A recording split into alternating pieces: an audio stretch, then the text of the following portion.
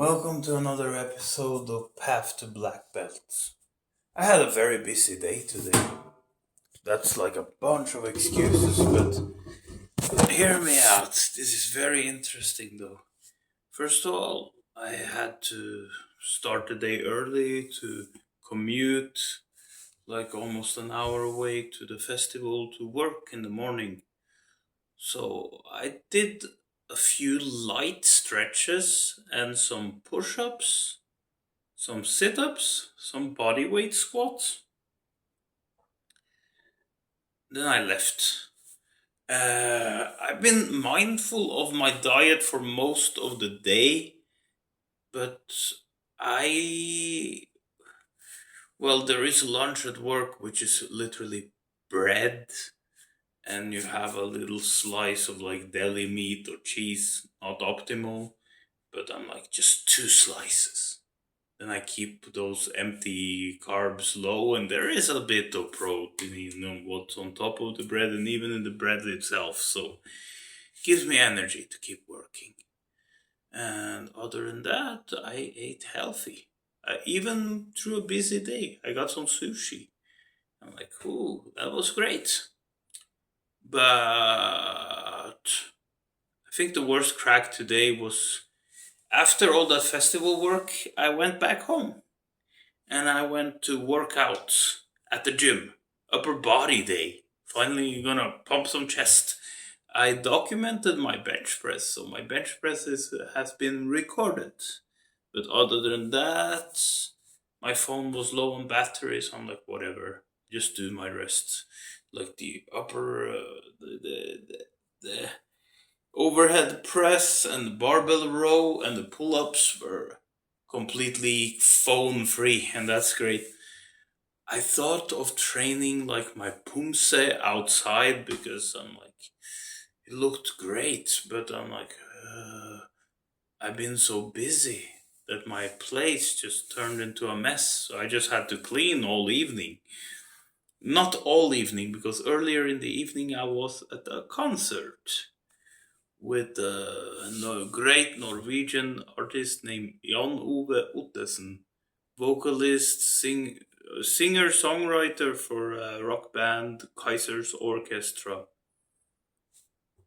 Brilliant, best concert ever. Well, it's kind of hard to say best. I've been to so many awesome concerts, but definitely one of my favorites.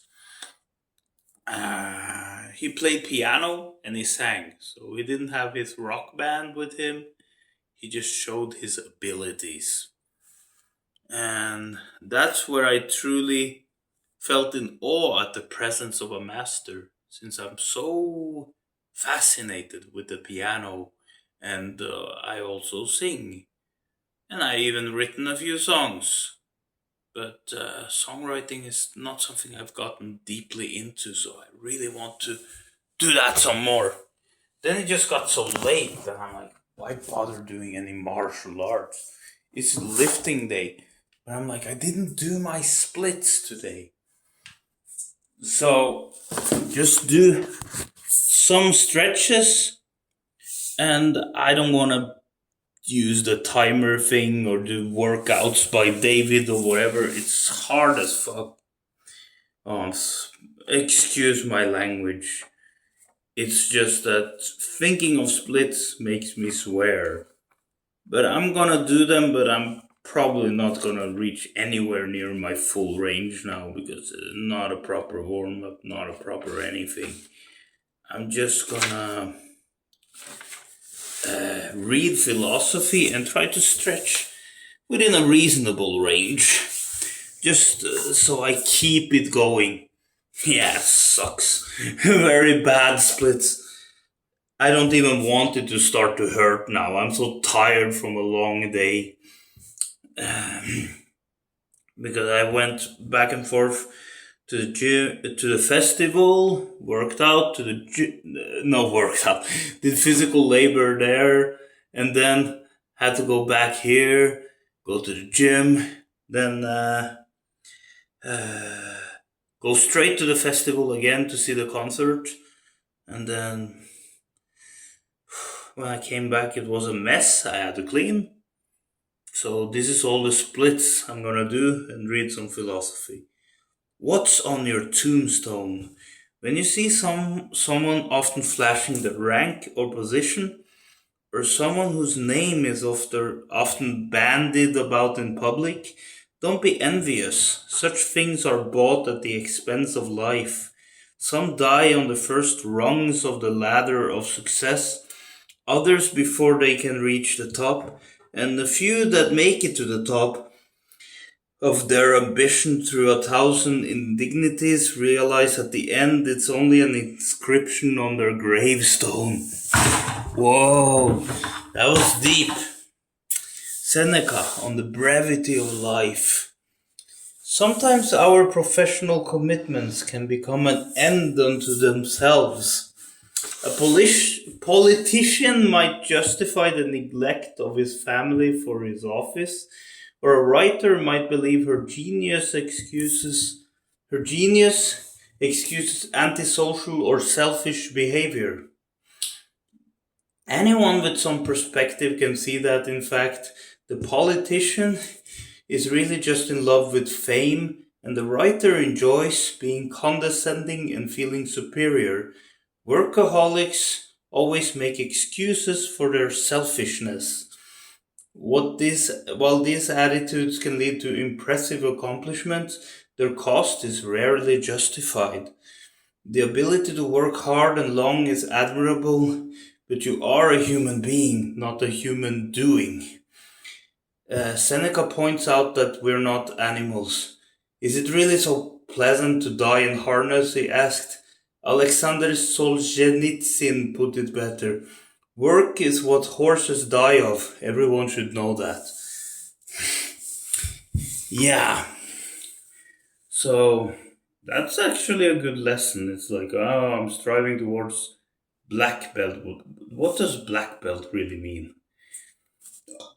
It is some kind of standard set by some people through times that if you manage to do these tasks, you get this piece of cloth around your workout outfit that signifies that you have reached a certain level of skill.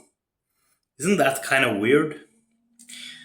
But at the same time, actually, the fact that I got to jump back to my former grade and even go up a grade, literally 2 grades ahead of my plain red belt I had a long time ago. Now I'm like a red belt with 2 black stripes after just 6 months. That's great. And in another 6 months I can get my 3rd black stripe. And 6 months after that I can be graded for black belt. If my skills improve enough. And that's why I'm dedicated to these videos. I really want to do that. But it's more of the challenge and the self-improvement benefits. So I understand the value of the black belt. It's not the rank itself. It's not the piece of cloth you put around your waist. It's who you become. And that's why I'm tracking my progress. That's why I'm talking about my shameful habits as well. I'm like, I had 2 beers today because I was exhausted from doing both manual labor at the festival and doing work at the gym and going back and forth commuting and then finally getting to my concert. I just felt like I needed to reward myself for the effort on like 2 beers. And then I'm like, tomorrow will be a lot more concerts.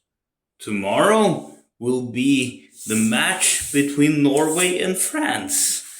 And that made me think of something stoic that Mr. Haaland said, like Norway's star player.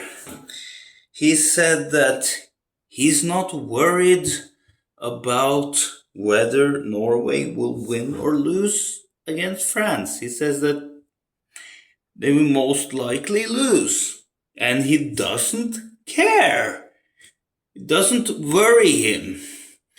is like they might probably win the whole thing. But I will go out there and do my very best because that's what I do. So, Mr. Holland, he does his best work no matter what the outcome will be. He's a star athlete with a star attitude as well. So, even if Norway loses, I hope they at least give France a challenge, a worthy challenge. Most of all, it would be even cooler if Norway beat the shit out of them. So tomorrow will just be fun. I'll probably not work out. I'll not mind my calories or anything. But don't make it into a regular thing. Yeah. And on that note, good night and have a good one.